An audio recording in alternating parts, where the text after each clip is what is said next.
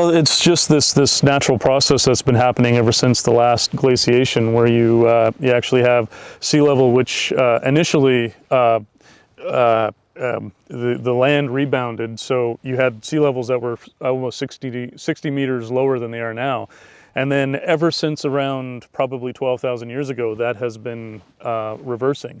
And so we have had quite a bit of inundation. So as a result, there's almost no archaeological sites that are on the coast now that are older than 3,000 years. And we infer that all of them are either much further inland, which is what we are actually finding, or they're underwater. And that's been confirmed by some of the things that are coming up from scallop draggers, and people are finding artifacts that we know, well, we haven't directly dated them.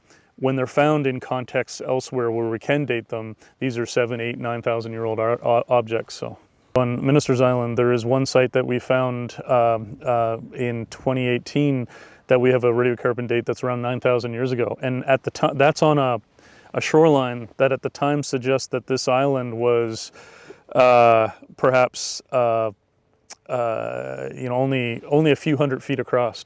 And so, and we found a total of 19 shorelines counting the existing one on this island. And then there are obviously some that are probably inundated as well, that represent the sea level coming down over those last that initial 3,000 or 4,000 years after deglaciation.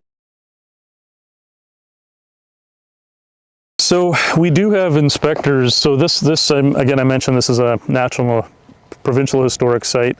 Most of that focus of that type of legislation is around stopping unintended development of these sites. That's what it's really focused on. It requires alteration permits, that kind of thing.